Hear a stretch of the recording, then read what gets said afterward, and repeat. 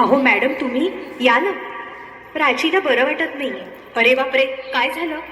काळजीचं कारण नाही. प्राची पहिल्यांदाच शहाणी झाली. माझ्या परीने मी मार्गदर्शन केलंच आहे. आता तिला तुमच्या मायेची गरज आहे. येते मी. ताई, पोटात खूप दुखतंय. घाबरू नकोस. प्रत्येक बाईचं आयुष्य नव्याने सुरू होतं जेव्हा ती वयात येते. आणि तू आता वयात आलीस.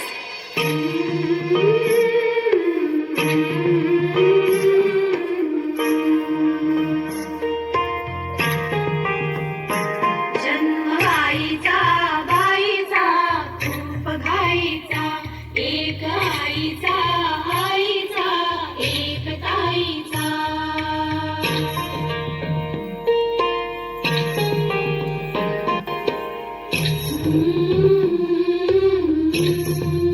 पाठ दुखते, ताप आलाय.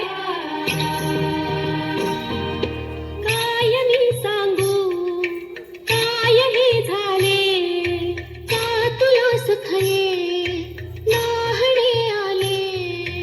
माय ही सांगे अर्थ मायेचा, जन्म बाईचा बाईचा खूप घाईचा. मुलगी एकदा नाही तर 3 वेळा जन्म घेते. एकदा आईच्या पोटातून, एकदा ती आई होते तेव्हा.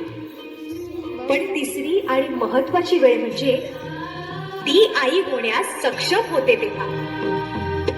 बाहुली होती खेळ खेळाया, झाली मोठी पोहली काया. गंधवे सारा गंध जाईचा, जाणवे आता वेगळे काही, जाणवे आता वेगळे काही. रंगल्या साऱ्या या दिशा नाही, ध्यास कोणाचा रोज रातीचा.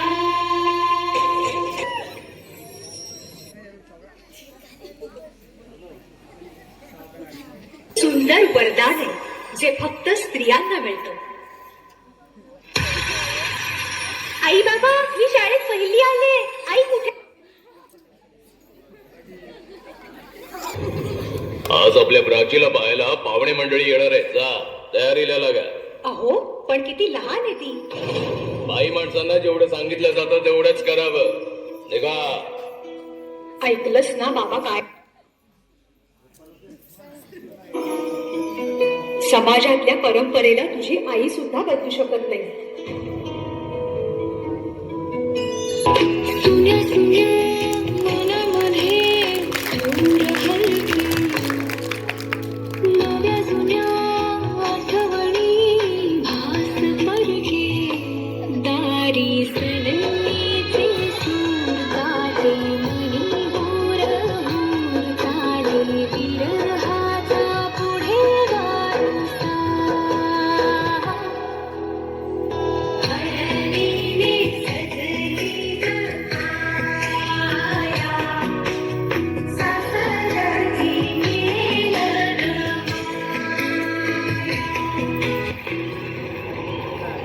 तू नसशील ना सासरी माया करायला.